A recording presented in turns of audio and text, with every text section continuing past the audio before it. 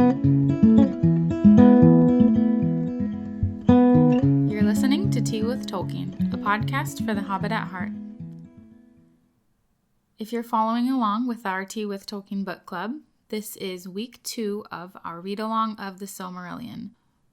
This is a 20-week-long book club, so we're really only at the beginning still. So if you would like to join us, there's still time to jump in and catch up. If you'd like to sign up for the book club, you can do so at teawithtolkien.com/book-club.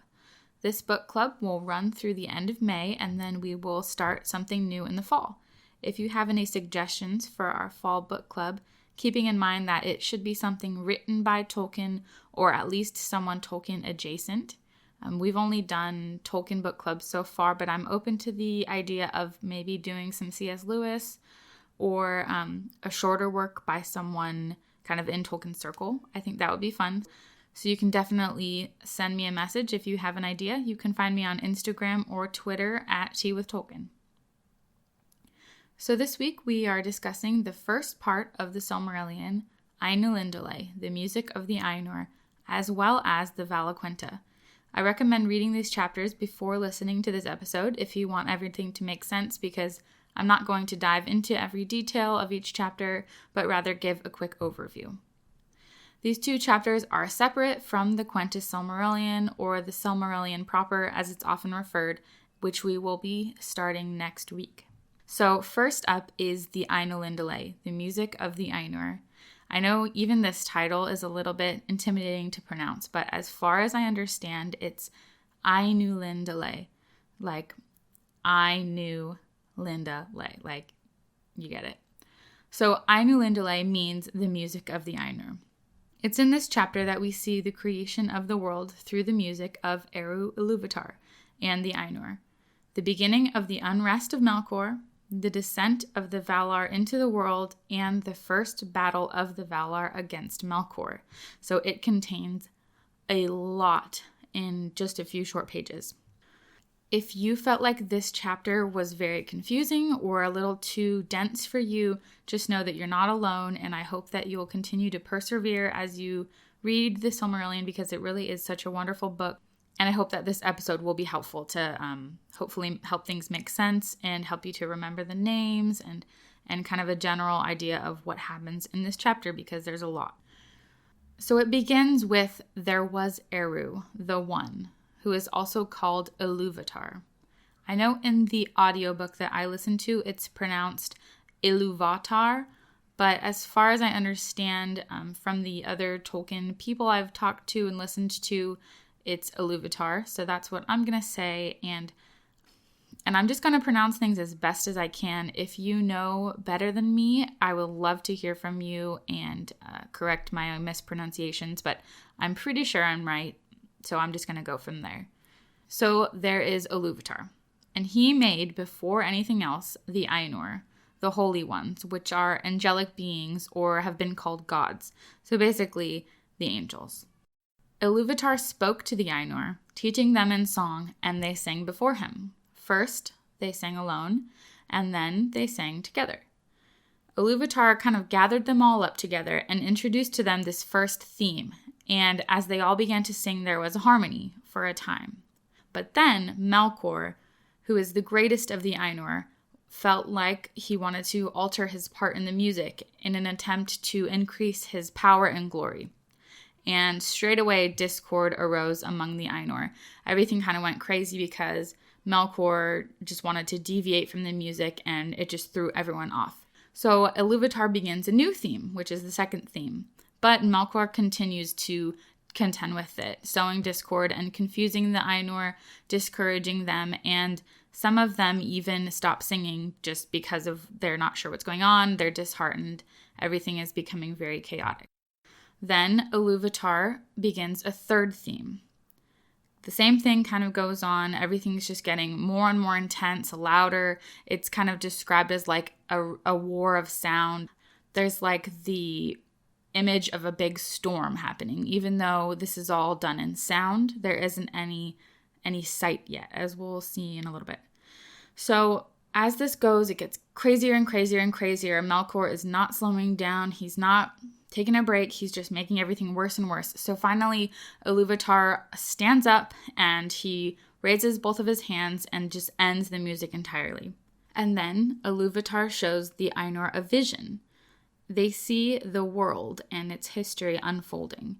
And it's interesting because before this, there wasn't any sight.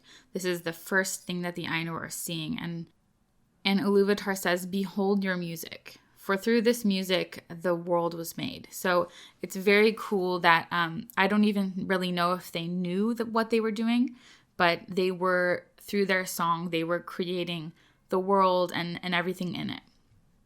In this vision, the Ainur saw the children of Iluvatar, and they loved them. Many desired to go down into the world and to prepare it for the children, whereas Melkor is already desiring to go down and rule over the children and be called Lord. So in this, you see two very different reactions to the children, where the rest of the Ainur are seeing the children and they immediately love them because of how much they love Iluvatar. And we have Melkor over here who is like, I can get these people to do whatever I want and then I'll be the boss.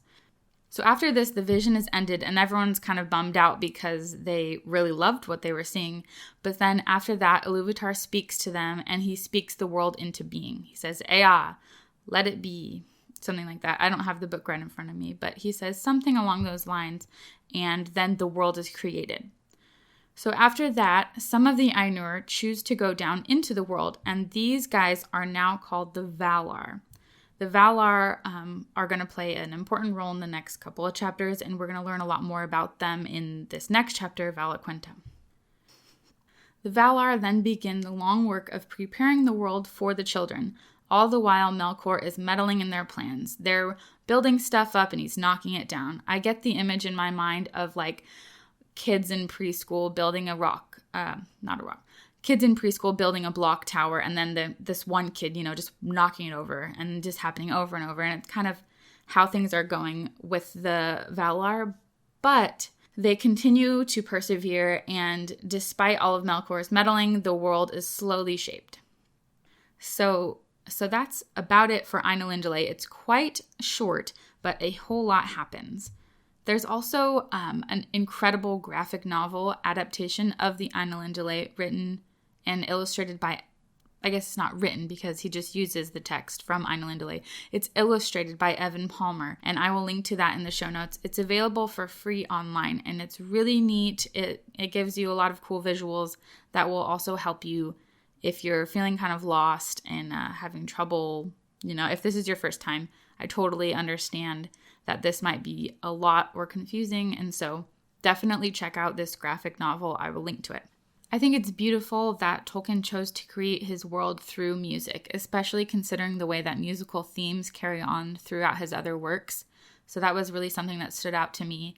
And then my favorite part of the Ainulindalë that I wanted to mention, it comes as the Ainur are given the vision of the world unfolding. Iluvatar is speaking to Ulmo, pointing out the ways that Melkor seemed to disrupt the original plan for the world by creating these bitter colds and these super hot heats without restraint. And yet, instead of ruining the waters of Ulmo or destroying them entirely, there is now rain and there is now mists and frost and snow. And Ulmo answers Iluvatar by saying, "Truly, water is become now fairer than my heart imagined. Neither had my secret thought conceived the snowflake, nor in all my music contained the falling of the rain." And I find this incredibly beautiful because it's a reminder that Melkor's attempts to ruin things are continually being used instead to create something good and something better than could have even been imagined.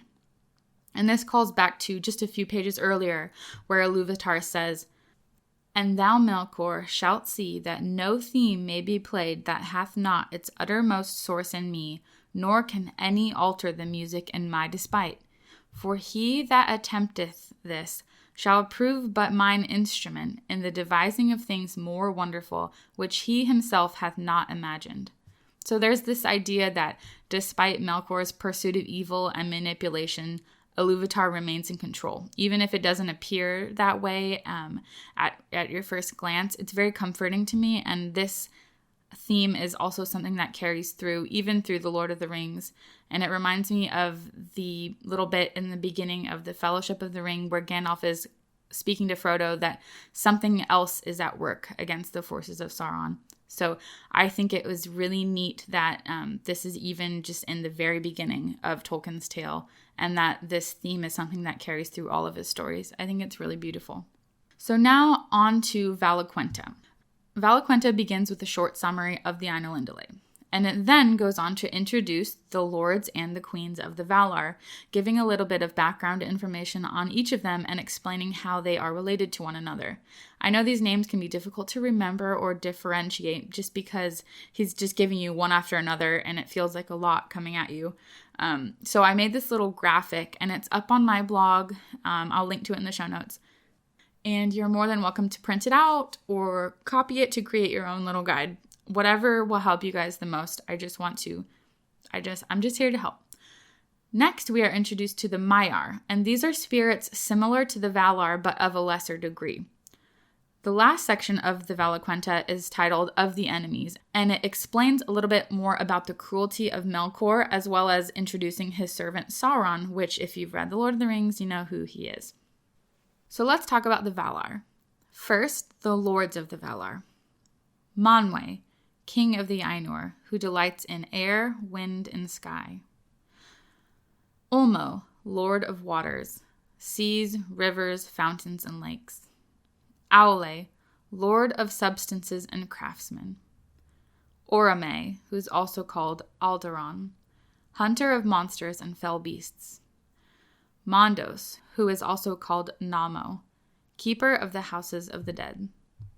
Lorien, who is also called Irmo, master of visions and dreams. And Tolkos, who is also called Astaldo, who delights in strengths and contests. Next up are the queens of the Valar. We have Varda, who is also called Elbereth, Lady of the Stars. Yavanna, also called Kementari, giver of fruits and delights in growing things. Nienna, Lady of Sorrow and lamenter of griefs. Este, healer of hurts and sorrows. Vaire, weaver of time. Vana, who delights in birds and flowers. And Nessa, who delights in dance and racing. Melkor, who is now named Morgoth, is no longer counted among the Valar. Tolkien also pairs up most of the Valar into couples, although not all of them are. So Manwë dwells with Varda. Aule dwells with Yavanna. Mondos dwells with Vaire. Lorien dwells with Este. Tolkos dwells with Nessa. Orome dwells with Vana. Ulmo dwells alone, and Nienna dwells alone. So now on to the Maiar. As I said earlier, the Maiar are spirits of the same kind of the Valar, but of a lesser degree. These are often servants or helpers to the Valar. Tolkien writes in the Valaquenta that the chief of these are Ilmere, handmaid of Varda, Eonwe, standard-bearer and herald of Manwë, Ase, vassal of Ulmo and master of seas, Uinyan, lady of the seas, protector of Númenóreans, Melian, spouse of Thingol, mother of Luthien, servant to Vana and Este, Oloren, also called Mithrandir and Gandalf, wisest of the Maiar and defender of the free peoples. And then we have Sauron, also called Gorthar the Cruel, servant of Morgoth. So that's just a rundown of the Ainulindalë and the Valaquenta. I hope this short episode kind of just served as a brief guide to you and will help you kind of keep these things in mind as we continue reading, because it does get a little tricky if you don't have like a solid foundation on who's who, what do they do, stuff like that. I also hope I pronounced everything correctly. If I didn't, please shoot me a message, because I definitely do not want to be on here doing this podcast saying things wrong. That would be incredibly embarrassing. So I would certainly appreciate it if anyone knows better than me. Just send me an email at caitlin@teawithtolkien.com, or you can find me on Instagram and Twitter @teawithtolkien. I'm certainly not a Tolkien scholar, but I do love Tolkien, and I have read the Silmarillion several times.